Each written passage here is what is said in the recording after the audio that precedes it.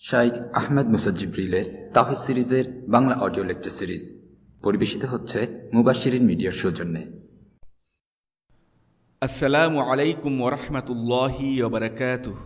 আলহামদুলিল্লাহ ওয়াসসালাতু ওয়াসসালামু আলা রাসূলিল্লাহ ওয়া আলা আলিহি ওয়া আসহাবিহি ওয়া সাল্লামা তাসলিমান কাসীরা। আম্মা বা'দ। উসুল আস-সালাসা নিয়ে আমাদের লেকচারে আমরা গত পর্বগুলোতে আলোচনা করছিলাম লেখকের বর্ণিত 4টি প্রাথমিক মূলনীতি বিষয়ে। প্রথম মূলনীতিটি হলো ইলম, আর লেখক ইলম বলতে আল্লাহ সুবহানাহু ওয়া তাআলা, রাসূলুল্লাহ সাল্লাল্লাহু আলাইহি ওয়াসাল্লাম আর দ্বীনের জ্ঞানকে বুঝিয়েছেন। দ্বিতীয় মূলনীতিটি হলো ইলম অনুযায়ী আমল করা, আমরা গত ক্লাসে তা শেষ করেছি।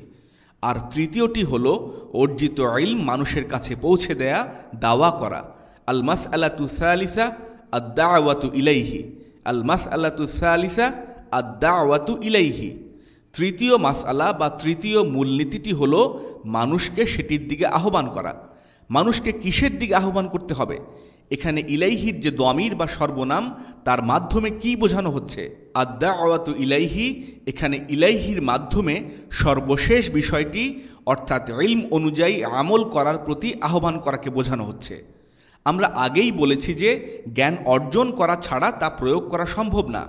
সুতরাং মূলত মানুষকে দাওয়াত দেওয়ার অর্থ হলো ইলম অর্জন ও নিজের জীবনে প্রয়োগের দিকে আহ্বান করা। এই দুটো বিষয় একে অপরের সাথে অবিচ্ছেদ্য। দাওয়াত দেয়া ফরজে আইন না ফরজে কিফায়া, এটা জানা একটি গুরুত্বপূর্ণ বিষয়। এটা কি সবার জন্য ব্যক্তিগতভাবে বাধ্যতামূলক নাকি সামষ্টিকভাবে বাধ্যতামূলক? দাওয়াত দেয়া আমর বিল মা'রুফ ওয়া নাহি আনিল মুনকারের অন্তর্ভুক্ত, অর্থাৎ সৎ কাজের আদেশ ও মন্দ কাজের নিষেধের অন্তর্ভুক্ত। আর এই প্রশ্নের উত্তরের দুটো অংশ আছে। দাওয়া করা ফরজে আইন নাকি ফরজে কিফায়া, এ প্রশ্নের উত্তরের প্রথম অংশ হলো উম্মার মধ্যে এমন একদল লোক থাকতে হবে যারা একনিষ্ঠভাবে সৎ কাজের আদেশ ও মন্দ কাজ থেকে নিষেধ করার দায়িত্ব পালন করবে। তারা একনিষ্ঠভাবে সুনির্দিষ্ট দায়িত্ব হিসেবে এই কাজটি করবে। আর এটা হলো ফরজে কিফায়া বা সমষ্টিগত দায়িত্ব। যদি উম্মার মধ্যে কোনো একদল মানুষ এই দায়িত্ব পালন করে তাহলে সেটা সবার জন্য যথেষ্ট হয়ে যাবে। উম্মার প্রত্যেক ব্যক্তির খতিব হওয়ার প্রয়োজন নেই। আমাদের 1.6 বিলিয়ন খতিবের প্রয়োজন নেই। প্রত্যেক ব্যক্তির জন্য বুখারীর সব হাদিসের ব্যাখ্যা জানা বা সব হাদিসের সনদ জানা জরুরি না। কিছু সংখ্যক ব্যক্তি হাদিস, মুস্তালাহ, সিরা, তাফসির, ফারাইদ ইত্যাদি নিয়ে বিস্তারিত গভীর জ্ঞান অর্জন করলেই যথেষ্ট। আর এগুলো সবই ফরজে কিফায়া। সূরা আত-তাওবার 122 নম্বর আয়াতে আল্লাহ সুবহানাহু ওয়া তাআলা বলেন, ওয়ামা কানাল মুমিনুনা লিয়ানফিরু কাফা ফালাউলা নাফারা মিন কুল্লি ফিরকাতিন মিনহুম তাইফাতুল লিয়াতাফাক্কাহু ফিদ-দীন ওয়া লিয়ুনযিরু কওমাহুম ইযা রাজাউ ইলাইহিম লাআল্লাহুম ইয়াহযারুন। আর মুমিনদের জন্য সঙ্গত নয় যে তারা সকলে একসঙ্গে অভিযানে বের হবে। তারপর তাদের প্রতিটি দল থেকে কিছু লোক কেন বের হয় না, যাতে তারা দ্বীনের গভীর জ্ঞান আহরণ করতে পারে এবং নিজ সম্প্রদায় যখন তাদের নিকট প্রত্যাবর্তন করবে তখন তাদেরকে সতর্ক করতে পারে যাতে তারা গুনাহ থেকে বেঁচে থাকে। অর্থাৎ এমন একদল লোক থাকা উচিত যারা দ্বীনের জ্ঞান ও নির্দেশনা লাভ করবেন এবং তারা পরবর্তীতে নিজেদের সম্প্রদায়কে এসব ব্যাপারে অবহিত করবেন। একদল লোকের প্রয়োজন যারা দাওয়ার অগ্রভাগে থেকে উম্মাহকে আহ্বান করবে। কেউ যখন ভ্রান্তি সৃষ্টি করবে তখন তারা সেটা মোকাবেলা করবেন। যখন দেশের সরকার কুফরের প্রচার করবে তখন কাউকে না কাউকে এর বিরুদ্ধে রুখে দাঁড়াতে হবে। কাউকে না কাউকে রাফিদা, খারিজি আর মুরজিয়াদের মতবাদের জবাব দিতে হবে, প্রতিরোধ করতে হবে। কিছু মানুষ জুমার খুতবা দিবে, জামায়াতের ইমামতি করবেন। কেউ কেউ জারহ ওয়া তা'দীলের বিশদ জ্ঞান অর্জন করবেন। সবার পক্ষে সবকিছু করা সম্ভব না। বস্তুত পুরো উম্মার সবার উপর বিস্তারিত জ্ঞান অর্জনের দায়িত্ব চাপিয়ে দেয়া অসম্ভব একটা ব্যাপার। ইবনে কাসির রাহিমাহুল্লাহ বলেন, উম্মার অগ্রভাগে একদল লোকের প্রয়োজন যারা অন্যায়কে বাধা দেবে আর সত্য প্রচার করবে। এখান থেকে আমরা আমাদের উত্তরের দ্বিতীয় অংশে আসতে পারি, আর তা হলো নিজের সাধ্য অনুযায়ী অন্যায়ে বাধা দেয়া আর সত্যের প্রচার করা প্রত্যেক ব্যক্তির উপর ওয়াজিব। প্রত্যেক মুসলিমের জন্য নিজের সাধ্য অনুযায়ী, পরিবেশ পরিস্থিতি অনুযায়ী দাওয়াত করা ফরজে আইন। ব্যক্তির জ্ঞানের লেভেলের উপর নির্ভর করে এই দায়িত্বের মাত্রার ভিন্নতা থাকতে পারে। আশেপাশের পরিবেশ অনুসারে সবাইকে দাওয়া করতে হবে। সালাত পড়ে না এমন ব্যক্তিকে সালাতের দাওয়াত দেওয়ার জন্য কারো খতিব হওয়ার প্রয়োজন নেই। আপনি জানেন যে গীবত করা হারাম, আর তাই কাউকে গীবত করতে দেখলে আপনাকে সেটা থেকে বিরত থাকার দাওয়া দিতে হবে। সাহি আল বুখারিতে আছে, রাসূলুল্লাহ সাল্লাল্লাহু আলাইহি ওয়াসাল্লাম বলেছেন, বাল্লিগু আন্নি ওয়ালাউ আয়াহ, প্রচার করো আমার থেকে একটি আয়াত হলেও। আপনি যদি কেবলমাত্র একটি আয়াত জানেন তাহলে সেটাই প্রচার করুন। একটি আয়াতের অর্থ পরিপূর্ণ জানলে সেটাই মানুষকে জানান। ওয়ালতাকুম মিনকুম উম্মাতুন ইয়াদউনা ইলাল খায়রি ওয়া ইয়ামুরুনা বিল মা'রুফি ওয়া ইয়ানহাউনা আনিল মুনকার ওয়া উলাইকা হুমুল মুফলিহুন। আর যেন তোমাদের মধ্য থেকে এমন একটি দল হয় যারা কল্যাণের প্রতি আহ্বান করবে, ভালো কাজের আদেশ দেবে আর মন্দ কাজ থেকে নিষেধ করবে, আর তারাই সফল কাম। সূরা আলী ইমরান আয়াত 104। ওয়ালতাকুম মিনকুম, আরবি ভাষায় মিন বলতে তাবেঈর বোঝায়। মিন লিল তাবেঈর, অর্থাৎ তোমাদের মধ্যে এমন একদল লোক থাকুক। এখানে এর অর্থ দাঁড়ায় ব্যাপারটি সামষ্টিক দায়িত্ব বা ফরজে কিফায়া, অর্থাৎ একদল লোক থাকবে যারা বিস্তারিতভাবে গভীরভাবে ইলম অর্জন করবে। তবে আরবিতে মিন দ্বারা আল জিন্স বোঝায়, অর্থাৎ এই আয়াত দ্বারা সমগ্র মানব জাতিকেও বোঝানো হতে পারে। মিন লিল জিন্স অর্থ মানব জাতি, আর সেক্ষেত্রে এই আয়াত থেকে ব্যক্তিগত পর্যায়ের ফরজে আইন দাওয়ার কথাও পাওয়া যায়। সহিহ মুসলিমে আছে, আপনারা সবাই হয়তো হাদিসটি জানেন, আবু হুরায়রা রাদিয়াল্লাহু তাআলা আনহু বর্ণনা করেছেন, রাসূলুল্লাহ সাল্লাল্লাহু আলাইহি ওয়াসাল্লাম বলেছেন, তোমাদের মধ্যে যে ব্যক্তি কোনো খারাপ কাজ দেখবে সে যেন তা নিজ হাত দ্বারা পরিবর্তন করে দেয়, আর যদি তাতে ক্ষমতা না রাখে তাহলে যেন নিজ জিহ্বা দ্বারা, আর তাতেও সামর্থ্য না রাখলে তাহলে অন্তর দ্বারা। কোনো খারাপ দেখলে তা পরিবর্তন করার নির্দেশ প্রত্যেক মুসলিমকে দেয়া হয়েছে, আর হাত দ্বারা, মুখ দ্বারা এবং অন্তর দ্বারা পরিবর্তনের প্রত্যেকটির সুনির্দিষ্ট নীতিমালা ও পদ্ধতি আছে। যেসব ক্ষেত্রে ব্যক্তি দায়িত্বশীল বা দায়িত্বপ্রাপ্ত, যেমন নিজের সন্তান বা স্ত্রী, সেসব ক্ষেত্রে তাদের দাওয়া করা তাদের জন্য বাধ্যতামূলক। সূরা আত-তাহরিমের 6 নম্বর আয়াতে আল্লাহ সুবহানাহু ওয়া তাআলা বলেন, ইয়া আইয়ুহাল্লাযীনা আমানু কু আনফুসাকুম ওয়া আহলিকুম নারান ওয়াকুদুহান নাস ওয়াল হিজারা আলাইহা মালাইকাতুন গিলাযুন শিদাদ লা ইয়াসুনাল্লাহা মা আমারহুম ওয়া ইয়াফআলুনা মা ইউমারুন। হে মুমিনগণ, তোমরা নিজেদেরকে এবং তোমাদের পরিবার পরিজনকে সেই আগুন থেকে রক্ষা করো যার ইন্ধন হবে মানুষ ও পাথর, যাতে নিয়োজিত আছে পাষাণ হৃদয় কঠোর স্বভাব ফেরেশতাগণ। তারা আল্লাহ তাআলা যা আদেশ করেন তা অমান্য করে না এবং যা আদেশ করা হয় তাই করে। দাওয়া করা ছাড়া কিভাবে আমরা তাদের সুরক্ষা নিশ্চিত করব? কিভাবে তাদের জাহান্নাম থেকে রক্ষা করব? প্রত্যেক ব্যক্তিকে নিজ পরিবারে দাওয়া দিতে হবে, কেননা সে তাদের ব্যাপারে দায়িত্বশীল, আর সে কিয়ামতের দিন এই দায়িত্বের ব্যাপারে জিজ্ঞাসিত হবে। একজন নারীকে তার পরিবার, আত্মীয় স্বজন, প্রতিবেশী আর পরিচিতদের মাঝে যাদের সাথে সেই নারী দেখা দিতে পারবেন এমন মানুষদের দাওয়া করতে হবে, কারণ তাকে হয়তো তাদের ব্যাপারে কিয়ামতের দিন জিজ্ঞাসা করা হবে। এমন নির্দিষ্ট কিছু পরিস্থিতি হতে পারে যেসব ক্ষেত্রে দাওয়া না করলে হয়তো তাকে জবাবদিহি করতে হবে। যদি কেউ এমন কোনো জায়গায় যায় যেখানে মদ পরিবেশন করা হচ্ছে, তাহলে তার দায়িত্ব হলো তাদেরকে বলা যে এটা হারাম, কিংবা অন্ততপক্ষে সেখান থেকে চলে আসা। সেখান থেকে চলে আসাও মন্দ কাজের বাধা দেওয়ার একটা উপায়, যদিও উত্তম হলো তাদেরকে মুখে নিষেধ করা। সুতরাং আমরা বুঝতে পারলাম যে সুনির্দিষ্ট ও একনিষ্ঠভাবে দাওয়ার কাজ, অর্থাৎ বিস্তারিত জ্ঞান অর্জন করে সেটা মানুষকে পৌঁছে দেয়া, এমন দাওয়াত করা হলো ফরজে কিফায়া। যেমন খাওয়ারিজ, মুরজিআ ও রাওয়াফিদের ব্যাপারে মানুষদেরকে জানানো, জারহ ওয়া তা'দীলের আলোচনা করা, এগুলো ফরজে কিফায়া। তবে প্রত্যেক ব্যক্তির জন্য তার চারপাশের পরিস্থিতি অনুযায়ী নিজের সাধ্য ও জ্ঞান অনুযায়ী দাওয়াত করা আবশ্যক, এটা ফরজে আইন। আমাদের ক্লাসগুলোতে আমরা ইলম অর্জনের উপর জোর দেই।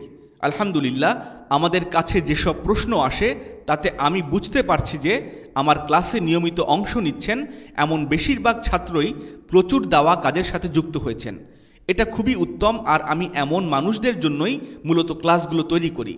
আমি অনেকের কাছ থেকে একটি প্রশ্ন পাই যে তারা বলেন, যেহেতু আমি ইলম অর্জনের উপর এত বেশি গুরুত্ব দিচ্ছি, সেক্ষেত্রে দাওয়াতে বিরতি দিয়ে সেই সময়টা তারা ইলম অর্জনে কাজে লাগাবেন কিনা। এই প্রশ্নের উত্তর আমি ইমাম আহমদ ইবনে হাম্বল রাহিমাহুল্লাহর কাছ থেকে দেব। ইবনুল জাওজির বই মানাকিবিল ইমাম আহমদে বর্ণিত আছে, ইমাম আহমদের পুত্র সালি বলেন, একবার এক ব্যক্তি আমার বাবার হাতে একটি কালির দোয়াত দেখতে পান। লোকটি আমার বাবাকে বলেন, হে আবু আবদিল্লাহ, আপনি এত মর্যাদার আসনে পৌঁছেছেন, আপনি মুসলিমদের ইমাম, আপনি আহলে সুন্নাত ওয়াল জামায়াতের ইমাম, আপনি কবে এই দোয়াত বহন করা থেকে বিরত হবেন, আর কতদিন এই দোয়াত বহন করে চলবেন? ইমাম আহমদ জবাব দেন, মা আল মাহবারা ইলাল মাকবারা, কবরে যাওয়া পর্যন্ত। মুহাম্মদ ইবনে ইসমাইল আস-সাঈগের একটি দোকান ছিল, যেখানে আস-সাঈগ কামার হিসেবে কাজ করতেন। তিনি বলেন, আমি আর আমার বাবা দোকানে কাজ করছিলাম। ইমাম আহমদ ইবনে হাম্বল রাহিমাহুল্লাহ তার জুতা হাতে নিয়ে আসলেন। তিনি আমাদের দোকানের পাশ দিয়ে যাচ্ছিলেন, তো আমার বাবা তার জুব্বা টেনে ধরে তাকে থামালেন আর বললেন, হে ইমাম আহমদ, আপনি কি সংকোচ বোধ করছেন না? আপনি আর কতদিন এই কম বয়সী যুবকদের কাছ থেকে শিখবেন? আপনি যাদের কাছে গিয়ে শিখছেন তারা হয় আপনার চেয়ে বয়সে ছোট, কিংবা তাদের জ্ঞান আপনার চাইতে কম। ইমাম আহমদ ইবনে হাম্বল রাহিমাহুল্লাহ আস-সাঈগকে বলেন, আমি আমৃত্যু তাদের কাছে গিয়ে শিখব, কেবলমাত্র মৃত্যু আসলেই আমি থামব। ইবনু আব্দুল বার রাহিমাহুল্লাহর বই জামে বায়ানুল ইলম ওয়া ফাদলিতে আছে, ইবনুল মুবারক রাহিমাহুল্লাহকে জিজ্ঞাসা করা হয়েছিল, আপনি আর কতদিন ইলম শিখবেন? কেননা তিনি সবসময় জ্ঞান অন্বেষণ করতেন। তিনি জবাব দেন, মৃত্যু আসার আগ পর্যন্ত। আরেকবার তাকে একই প্রশ্ন করা হলে তিনি জবাব দেন, এমনও তো হতে পারে যে আল্লাহর সামনে দাঁড়াবার সময় আমার যে জ্ঞানের প্রয়োজন হবে তা আমি এখনও অর্জন করতে পারিনি। সুতরাং আপনি যদি জ্ঞান অর্জন করা শেষ করে তারপর দাওয়া শুরু করতে চান, তাহলে আর কখনোই দাওয়া দেওয়াই হবে না। প্রত্যেক ব্যক্তিকে তার নিজের জ্ঞান অনুযায়ী দাওয়া করতে হবে। প্রত্যেকের ব্যক্তিগত জীবনে ইলম অর্জন করা আর দাওয়া করার জন্য সময়কে সঠিকভাবে ভাগ করে নিতে হবে। অর্থাৎ ইলমের জন্য সময় দিতে গিয়ে দাওয়া করা বন্ধ করা চলবে না, বরং দাওয়া দেওয়ার জন্য সময় বের করে নিতে হবে। আমি আলী আল তান্তাউইকে বলতে শুনেছি যে তিনি পড়তে শেখার পর থেকে তার জীবনের গত ৭০ বছরে এমন কোনো দিন যায়নি যেদিন তিনি অন্ততপক্ষে ১০০ পৃষ্ঠা পড়েছেন। কেবল সফরের সময় এর ব্যতিক্রম হতো। যখন অসুস্থ থাকতেন তখন তিনি দৈনিক ২০০ পৃষ্ঠা পড়তেন, আর যৌবনে পড়তেন দৈনিক ৩০০ পৃষ্ঠা করে। তিনি দৈনিক ১০ ঘন্টা পড়তেন। তিনি কিছুটা রসিক ছিলেন, তাই তিনি বলতেন, একটি গাধাও যদি সারাদিনে ১০ ঘন্টা পড়ে তাহলেও সেও কিছু না কিছু জ্ঞান অর্জন করবে। চিন্তা করে দেখুন, দৈনিক ১০০ থেকে ৩০০ পৃষ্ঠা, প্রতিদিন ১০ ঘন্টা করে। তিনি তার পুরো জীবনে প্রতিদিন কতটুকু পড়েছেন? আমাদের সবার এভাবেই পড়া উচিত। আর শিক্ষা বা ইলম অর্জন করা একটা নিরন্তর প্রক্রিয়া। আল্লাহ সুবহানাহু ওয়া তাআলা রাসূলুল্লাহ সাল্লাল্লাহু আলাইহি সাল্লামকে বলেছেন, অকুর রব্বি জিদনি ইলমা, এবং বলুন, হে আমার পালনকর্তা, আমার জ্ঞান বৃদ্ধি করুন। এটা বলা রাসূলুল্লাহ সাল্লাল্লাহু আলাইহি সাল্লামকে উদ্দেশ্য করে। আমাকে আরও জ্ঞান দান করুন। কতক্ষণ পর্যন্ত? কয়দিন পর্যন্ত? এ দুআর মেয়াদ শেষ হবে কখন? কখন আল্লাহর নবী সাল্লাল্লাহু আলাইহি সাল্লাম এই দোয়া বন্ধ করতে পারবেন? কখনোই না। রাসূলুল্লাহ সাল্লাল্লাহু আলাইহি ওয়াসাল্লাম আমৃত্যু এই দোয়া করে গেছেন। তাহলে আমাদের কথা চিন্তা করুন। আমাদেরকে ইলম অর্জন করা চালু রাখতে হবে, কিন্তু তার মানে এই নয় যে আমরা দাওয়া করাকে অবহেলা করব। কেউ যদি মদিনা ইউনিভার্সিটি বা অন্য কোনো বিশ্ববিদ্যালয়ে গিয়ে পড়ার বা কোনো শাইখের কাছে ইলম অর্জনের সুযোগ পায়, আর তারপর শিক্ষা গ্রহণ শেষ করার পরেই কেবল অন্যকে দাওয়া দিতে বা শেখাতে শুরু করে, তাহলে সে আলিম নয়। সে বড়জোর একজন বর্তমানে শাইখ হতে পারে, কিন্তু সত্যিকার শাইখেরা মৃত্যু পর্যন্ত ইলম অর্জন জারি রাখেন, আর তারা প্রাতিষ্ঠানিক পড়াশোনা শেষ করার পর বরং আরও বেশি জ্ঞান চর্চা করেন। আপনি যদি আমৃত্যু পড়াশোনা করেন আর পড়া শেষ হবার পর, গ্র্যাজুয়েশন শেষ হবার পর দাওয়ার কাজ শুরু করবেন মনে করেন, তাহলে জেনে রাখুন যে দাওয়া বলে আর কিছু করতেই পারবেন না আপনি। কারণ এই ইলম অর্জনের কোনো শেষ নেই। দিনের জ্ঞান এতই গভীর ও বিস্তৃত যে এর থেকে গ্র্যাজুয়েট করে জ্ঞান অর্জনের অংশ শেষ করবেন এমন ভাবার কোনো সুযোগ নেই। তাই ইলম অর্জনের পাশাপাশি নিজের সুবিধা মতো সময় বের করে সেটা মানুষের কাছে পৌঁছে দেওয়া শুরু করুন। কিন্তু অবশ্যই দুটোর কোনটার পিছনে কতটুকু সময় দিচ্ছেন সেই ক্ষেত্রে ভারসাম্য বজায় রাখুন। আপনার যদি বিস্তারিত জ্ঞান না থাকে তাহলে একদম মৌলিক বিষয়গুলি মানুষকে জানান। আপনি লা ইলাহা ইল্লাল্লাহু মুহাম্মাদুর রাসূলুল্লাহ এই কালিমা সম্পর্কে জানলে এটার ব্যাপারে কোনো অমুসলিমের কাছে দাওয়াত পৌঁছে দিন, কিংবা আদব আখলাকের কোনো একটি দিক সম্পর্কে বলুন। আপনি যদি নিজের মুখে দাওয়া করতে ইতস্তত করেন বা না পারেন তাহলে অন্যের মুখের কথা দিয়েই দাওয়া করুন। কিভাবে? ইসলামিক বই উপহার দিয়ে, কিংবা কোনো দার্স বা লেকচারের অডিও বা ভিডিও প্রচার করে। এতে অন্যের মুখের কথা দিয়ে দাওয়া হলেও আপনি নিজে তার সমপরিমাণ সওয়াব পাবেন। উম্মার প্রত্যেক ব্যক্তিই দায়ী হতে পারে, তবে সবাইকেই মিম্বরে দাঁড়িয়ে দাওয়া দিতে হবে না। প্রত্যেকের নিজের সাধ্য, সময় ও জ্ঞান অনুযায়ী আশেপাশের মানুষকে দাওয়া দিতে হবে। সবাইকে নিজের জীবনে দাওয়ার জন্য কিছু সময় বের করে নিতে হবে। দাওয়া কেবলমাত্র শাইখ বা আলিমদের একচ্ছত্র কর্তব্য নয়। রাসূলুল্লাহ সাল্লাল্লাহু আলাইহি সাল্লামের সময়ে যুবকরা দাওয়াত না দিলে ইসলাম প্রতিষ্ঠিত হতো না। রাসূলুল্লাহ সাল্লাল্লাহু আলাইহি সাল্লাম বলেন যে ভালো কাজের আদেশ ও মন্দ কাজের নির্দেশ দেয়া হলো জাহাজে থাকা মানুষদের মতো। যদি জাহাজটিকে কেউ ডুবিয়ে দিতে চায় আর আমরা তাতে বাধা না দেই তাহলে সবাই মারা যাবে। আর যদি সবাই মিলে জাহাজটিকে রক্ষা করে তাহলে সবাই নিরাপদে গন্তব্যে পৌঁছাতে পারবে। যদিও আমরা সবাইকে দাওয়ার ব্যাপারে উৎসাহিত করছি, তবে অবশ্যই নিজের জ্ঞানের সীমাবদ্ধতা সম্পর্কেও সচেতন ও সতর্ক থাকতে হবে। কোনো জ্ঞান ছাড়াই কথা বলা, দাওয়া দেওয়া এখন একটা বিশ্বব্যাপী মহামারীর মতো হয়ে গেছে। কেউ হয়তো খুব ভালো বক্তা, মাত্র কয়েকদিন হলো দাড়ি রেখেছে আর মাথায় কুফিয়া বাঁধতে শুরু করেছে। দেখা যায় সে এলাকার মসজিদে বক্তব্য দিতে শুরু করে দেয়, কিংবা কয়েকটা দার্স বা লেকচার দিয়ে ইউটিউবে আপলোড করে দিচ্ছে। আর তারপর কি হয়? দেখা যায় একজন ব্যক্তি যে কিনা সারা জীবন মেডিকেলে পড়েছে, বা সারা জীবন আইন পড়েছে, বা ইঞ্জিনিয়ারিং পড়েছে, বা ব্যবসা করেছে, যে দিনের জ্ঞানের টুকিটাকি সম্পর্কে কিছুটা ধারণা রাখে, এমন অবস্থায় হঠাৎ করে সে শাইখ হয়ে যাচ্ছে, একজন মুফতি বা আলিম হয়ে যাচ্ছে লোকজনের কাছে। সে যতটা আত্মবিশ্বাসের সাথে উম্মার ব্যাপারে ভবিষ্যৎবাণী করতে শুরু করে, সেই আত্মবিশ্বাস সাহাবা রাদিয়াল্লাহু তাআলা আনহুম আজমাইন কিংবা 4 জন ইমাম রাহিমাহুমুল্লাহ কারোরই ছিল না। অনেক ক্ষেত্রেই সে হয়তো ভালো উদ্দেশ্য নিয়েই এমন করতে শুরু করে। সে মানুষকে শেখায়, হয়তো সে হাদিস সম্পর্কে কিছু জ্ঞান রাখে, 2-1টা ভালো খুতবা বা লেকচার সে দেয়, এটা বেশ ভালো কাজ হিসেবেই সে শুরু করে। সে অমুসলিমদের মাঝে গিয়ে দাওয়া করে, এটা ভালো। কিন্তু মূল সমস্যা হলো অনেকেই এসব ক্ষেত্রে দিনের সীমারেখা সম্পর্কে সচেতন থাকে না। নিজের এলাকার মানুষের মাঝে লেকচার বা খুতবা দেওয়ার পরে তারা কুফিয়া মাথায় দিয়ে হজ করতে যায়, আর ফিরে এসে শাইখ বা মুফতি হিসেবে নিজেকে উপস্থাপন করে। আর কেউ হয়তো উমরা করতে যায়, ফিরে এসে নিজেকে শাইখ মনে করে। কয়েকদিন মদিনায় অবস্থান করে, সে নিজেকে শাইখ ভাবতে শুরু করে। সে হজের জন্য 3 সপ্তাহ মদিনায় অবস্থান করে, আর এই 3 সপ্তাহে সে কতটুকু শিখতে পারে যে নিজেকে শাইখ ভাবতে শুরু করে? মানুষের মূল সমস্যা হলো তারা নিজেদের সীমাবদ্ধতা সম্পর্কে সচেতন না। আজ আমরা কে শাইখ সেটা জিজ্ঞাসা করি না, বরং আমরা জিজ্ঞাসা করি কে শাইখ নয়।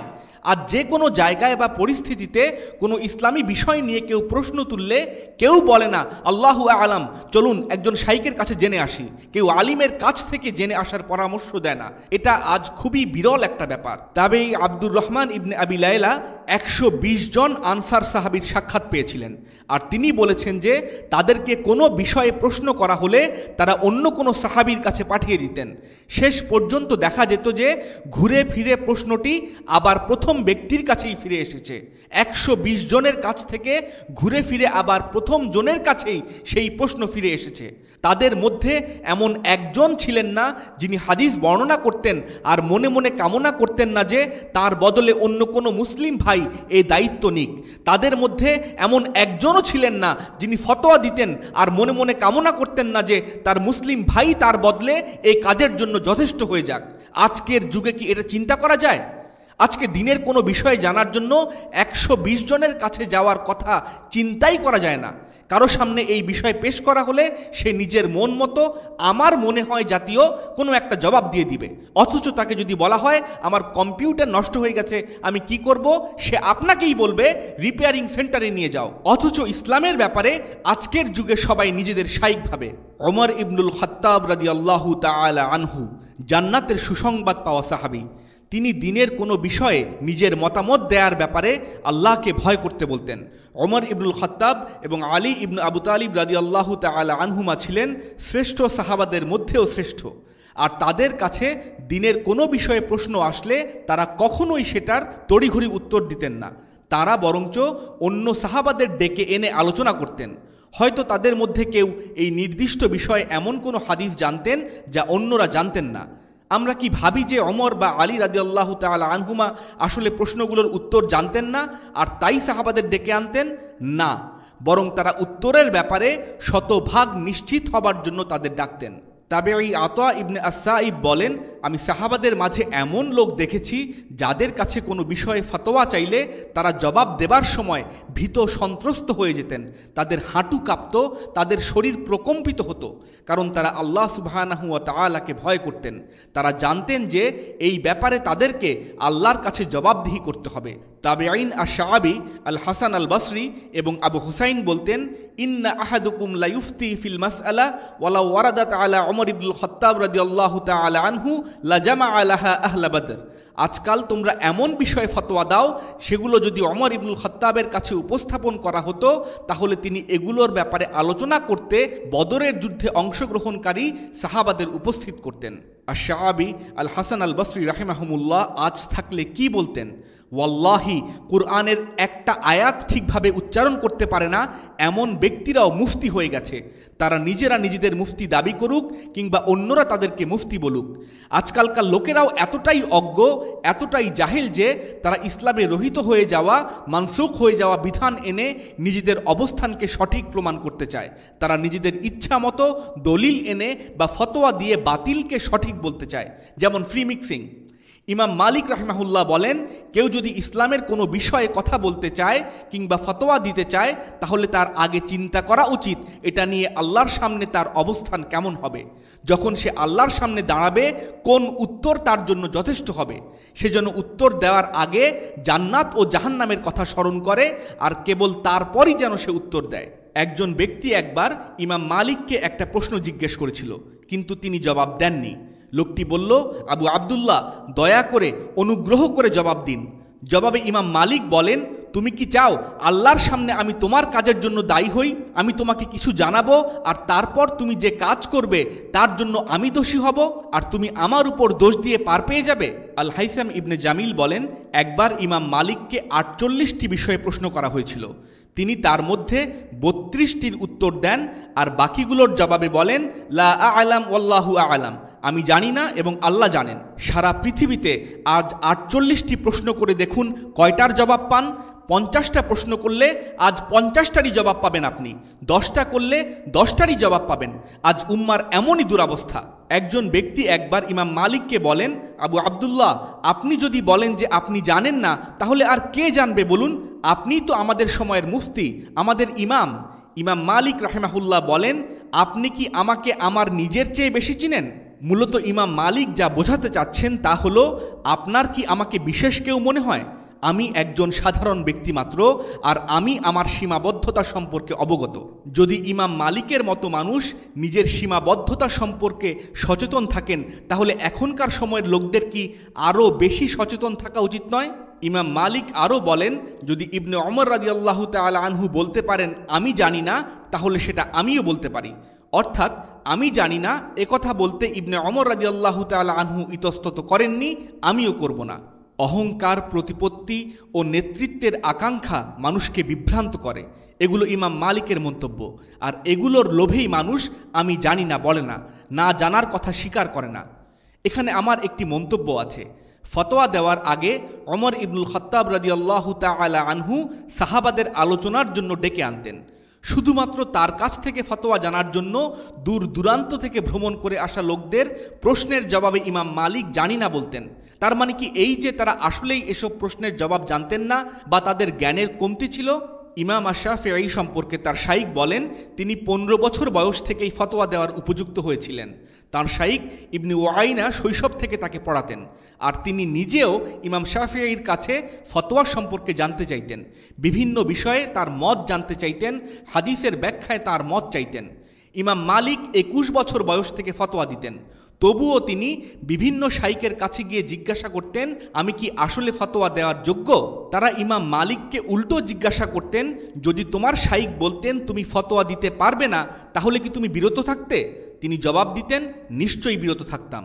এর আগে আমরা ইবনুল জাওজির দুইজন প্রিয় ও বিদগ্ধ শাইখের কথা জেনেছি। আনাড়ি ছাত্ররাও উত্তর দিতে পারে এমন ফতোয়া দেয়া থেকেও তারা অনেক সময় বিরত থাকতেন। কিন্তু ভেবে দেখুন, এর মানে কি এই যে তারা এসবের বিষয়ে জ্ঞান রাখতেন না? আমাদের গায়ব সম্পর্কে কোনো জ্ঞান নেই, তবে আমি মোটামুটি নিশ্চিত যে তারা এসবের জবাব জানতেন। আমার ধারণা এসব বিষয়ে আলিমদের একাধিক মত বা একাধিক হাদিস থাকায় তারা পুরোপুরি নিশ্চিত ছিলেন না যে কোন মতটি সঠিক। তারা হয়তো 99.99% নিশ্চিত ছিলেন, কিন্তু শতভাগ নিশ্চিত না হওয়ায় তারা এই বিষয়গুলোতে ফতোয়া দেওয়ার ব্যাপারে পিছিয়ে যেতেন। এই ইমামদের সম্পর্কে আমি যা জেনেছি তাতে এটাই আমার ধারণা। আপনার অফিসের বস যদি আপনার বিবেচনার উপর কিছু কিছু বিষয়ের ভার ছেড়ে দেন, তাহলে সেসব বিষয় সিদ্ধান্ত নেওয়ার আগে আপনি অনেক চিন্তাভাবনা করবেন, অন্যদের মত জানতে চাইবেন। আপনি চান আপনার বসকে খুশি করতে, তাই সিদ্ধান্ত নেবার আগে একে ওকে জিজ্ঞাসা করবেন, যাতে বুঝতে পারেন আপনি সঠিক সিদ্ধান্ত নিচ্ছেন কিনা। আপনি যদি কোনো রাজা বা রাষ্ট্রপ্রধানের উপদেষ্টা হয়ে থাকেন আর আপনার উপর কিছু কাজ করার দায়িত্ব দেয়া হয়, তাহলে অবশ্যই আপনি নিশ্চিত করার চেষ্টা করবেন যে আপনি শতভাগ সঠিক সিদ্ধান্তই নিচ্ছেন। এসব ক্ষেত্রে আপনার দায়বদ্ধতা অফিসের বস বা রাষ্ট্রপ্রধানের কাছে। একইভাবে যে ব্যক্তি ফতোয়া দেন তার দায়বদ্ধতা স্বয়ং আল্লাহ সুবহানাহু ওয়া তাআলার কাছে, কারণ এই ব্যাপারে আপনার আল্লাহর সামনে দাঁড়াতে হবে আর জবাবদিহি করতে হবে। কোনো ভুল হলে আপনার বসের কাছ থেকে আপনি পার পেতে পারেন, রাজা বা প্রেসিডেন্টের কাছ থেকে রেহাই পেতে পারেন, কিন্তু আল্লাহর হাত থেকে কিভাবে রেহাই পাবেন? ইবনুল কাইয়িম রাহিমাহুল্লাহ বলেন, আল্লাহ তাআলা তার ব্যাপারে ধারণা প্রসূত, অজ্ঞতা প্রসূত কথা বলতে নিষেধ করেছেন, আর এটা সবচেয়ে বড় হারাম কাজগুলোর মধ্যে একটি হিসেবে ধরা হয়। ইবনুল কাইয়িম একে সর্বনিকৃষ্ট গুনাহের মধ্যে একটি হিসেবে উল্লেখ করেছেন। সূরা আল আরাফের 33 নম্বর আয়াতে আল্লাহ সুবহানাহু ওয়া তাআলা রাসূলুল্লাহ সাল্লাল্লাহু আলাইহি ওয়াসাল্লামকে বলেন, কুল ইন্নামা হাররামা রাব্বিল ফাওয়াহিশা মা যাহারা মিনহা ওয়া মা বাতান ওয়াল ইসমা ওয়াল বাগয়া বিগাইরিল হক ওয়া আন তুশরিকু বিল্লাহি মা লাম ইউনাজ্জিল বিহি সুলতানা ওয়া আন তাকুলু আলাল্লাহি মা লা তা'লামুন। আপনি বলে দিন, আমার পালনকর্তা কেবলমাত্র অশ্লীল বিষয়সমূহ হারাম করেছেন, যা প্রকাশ্য ও অপ্রকাশ্য, এবং হারাম করেছেন গুনাহ, অন্যায়, অত্যাচার এবং আল্লাহর সাথে এমন বস্তুকে অংশীদার করা তিনি যার কোনো সনদ অবতীর্ণ করেননি, এবং আল্লাহর প্রতি এমন কথা বলা, এমন কথা আরোপ করা যা তোমরা জানো না। ইবনুল কাইয়িম রাহিমাহুল্লাহ বলেন, আল্লাহ সুবহানাহু ওয়া তাআলা বিভিন্ন গুনাহকে বিভিন্ন শ্রেণীতে ফেলেছেন। এই আয়াতে তিনি 4 শ্রেণীর গুনার কথা বলেছেন। শুরু করেছেন ফাওয়াহিশা, কবিরা গুনাহ যেমন জিনা বা ব্যভিচার দিয়ে, তারপর দ্বিতীয় অবস্থানে উল্লেখ করেছেন জুলুম, এরপর বলেছেন শিরক, আর তারপর উল্লেখ করেছেন সর্বনিকৃষ্ট মাত্রার গুনাহর কথা, না জেনে আল্লাহর ব্যাপারে কথা বলা, না জেনে আল্লাহর ব্যাপারে কিছু আরোপ করা। আল্লাহ শুরু করেছেন সবচেয়ে কম মাত্রার গুনাহ দিয়ে আর শেষ করেছেন সবচেয়ে খারাপ মাত্রার গুনাহ দিয়ে। সূরা আন-নাহলের 116 নম্বর আয়াতে বলা হয়েছে, ওয়ালা তাকুলু লিমা তাসিফু আলসিনাতুকুমুল কাযিবা হাযা হালালু ওয়া হাযা হারাম লিতাফতারু আলাল্লাহিল কাযিব ইন্নাল্লাযীনা ইফতারুনা আলাল্লাহিল কাযিবা লা ইউফলিহুন। তোমাদের মুখ থেকে সাধারণত যেসব মিথ্যা বের হয়ে আসে, তেমনি করে তোমরা আল্লাহর বিরুদ্ধে মিথ্যা অপবাদ আরোপ করে বলো না যে এটা হালাল এবং ওটা হারাম। নিশ্চয়ই যারা আল্লাহর বিরুদ্ধে মিথ্যা আরোপ করে তাদের মঙ্গল হবে না। আতিক ইবনে ইয়াকুব এবং ইবনে ওয়াহাব বলেন, তারা ইমাম মালিককে বলতে শুনেছেন যে তার পূর্ববর্তী সালাফগণ কখনো হারাম বা হালাল শব্দদ্বয় ব্যবহার করতেন না। তারা বলতেন, আমরা এটা পছন্দ করি বা আমরা এটা অপছন্দ করি, অমুক কাজ করা উচিত বা অমুকটি করা উচিত নয়। তারা হালাল ও হারাম শব্দগুলো ব্যবহার করতেন না, কারণ সূরা ইউনুসের 59 নম্বর আয়াতে আল্লাহ সুবহানাহু ওয়া তাআলা বলেন, কুল আরাআইতুম মা আনজালাল্লাহু লাকুম মির রিজকিন ফাজআলতুম মিনহু হারামান ওয়া হালালা কুল আল্লাহু আযিনা লাকুম আম আলাল্লাহি তাফতারুন। বলুন, আচ্ছা নিজেই লক্ষ্য করে দেখো, যা কিছু আল্লাহ সুবহানাহু ওয়া তাআলা তোমাদের জন্য রিজিক হিসেবে অবতীর্ণ করেছেন, তোমরা সেগুলোর মধ্য থেকে কোনটাকে হারাম আর কোনটাকে হালাল সাব্যস্ত করছো? বলুন, তোমাদের কি আল্লাহ নির্দেশ দিয়েছেন নাকি আল্লাহর উপর অপবাদ আরোপ করছো? আজকের দিনের অনেক অজ্ঞ জাহেল ব্যক্তি কেবলমাত্র কয়েকটা বই পড়ে যখন দেখে ইমাম আহমদ ইবনে হাম্বল রাহিমাহুল্লাহ কোনো বিষয়ে তার অপছন্দের কথা উল্লেখ করেছেন, তখন তারা এটা বুঝতেও পারে না যে তিনি মূলত হারাম বুঝিয়েছেন, কেননা ইমাম আহমদ হারাম শব্দটি ব্যবহার করতেন না। আর আমি এর আগেও উল্লেখ করেছি যে একা একা কোনো শিক্ষক ছাড়া পড়া ইলম অর্জনের সঠিক উপায় নয়। উলামাদের মধ্যে অনেকেই হারাম শব্দটি ব্যবহার করেননি। এটা অনেক ছাত্রের মধ্যে বিভ্রান্তি বা কনফিউশন সৃষ্টি করেছে। অথচ সালাফরা আর উলামারা আল্লাহর ভয়ে হারাম আর হালাল শব্দ উচ্চারণ করা থেকে বিরত থাকতেন। ইমাম মালিক রাহিমাহুল্লাহ অসংখ্য উদাহরণ দিয়েছেন যেখানে সালাফরা মাকরু শব্দটি ব্যবহার করেছেন হারাম বোঝাতে, আর এটা তাদের মধ্যে সাধারণভাবে প্রচলিত একটি বিষয় ছিল। বুখারী ও মুসলিম শরীফে এসেছে, আবদুল্লাহ ইবনে আমর ইবনুল আস রাদিয়াল্লাহু তাআলা আনহু বলেন, আল্লাহ সুবহানাহু ওয়া তাআলা মানুষের অন্তর থেকে ইলম উঠিয়ে নেন না, বরং তিনি আলিমদের উঠিয়ে নেয়ার মাধ্যমে ইলম উঠিয়ে নেন। তাই যখন আলিমরা আর থাকেন না, তখন কেবল অজ্ঞ ও জাহেল ব্যক্তিরা অবশিষ্ট থাকে, আর তখন এই জাহেল ব্যক্তিদের কাছে ফতোয়া চাওয়া হবে, আর তারা জ্ঞান ছাড়া ফতোয়া দিবে। এই হাদিসের শেষ অংশে বলা হয়েছে, ফাদাল্লু ওয়া আদাল্লু, এরা নিজেরাও পথভ্রষ্ট এবং তারা অন্যদেরও পথভ্রষ্ট করে। তাই আপনি নিজে যা সঠিকভাবে নিশ্চিতভাবে জানেন সেই বিষয়গুলোর দাওয়াত দিন, আর যা জানেন না তা নিয়ে দাওয়াত দিবেন না। কেউ এই ব্যাপারে আপনাকে জিজ্ঞেস করলে বলে দিন যে আপনি জানেন না, কিংবা সময় নিয়ে সেই বিষয়ে পড়ালেখা করে তাকে জানান। তবে তাই বলে দাওয়াত দেয়া বন্ধ করে দেবেন না। বলবেন না যে আমি কিছু জানি না তাই দাওয়াতও দেব না, বরং যা জানেন তা জানান, আর যা জানেন না সেই বিষয়ে কথা বলা থেকে বিরত থাকুন। বারাকাল্লাহু লানা ওয়া লাকুম। আল্লাহুম্মা সাল্লি আলা সাইয়্যিদিনা মুহাম্মদ ওয়া আলা আলিহি ওয়া সাহবিহি ওয়া সাল্লিম। আসসালামু আলাইকুম ওয়া রাহমাতুল্লাহি ওয়া বারাকাতুহু। এই বাংলা অডিও সিরিজটির বাকি পর্বগুলো শুনতে ভিজিট করুন মুবাশশিরিন মিডিয়ার ফেসবুক পেজ www.facebook.com/mubashirin।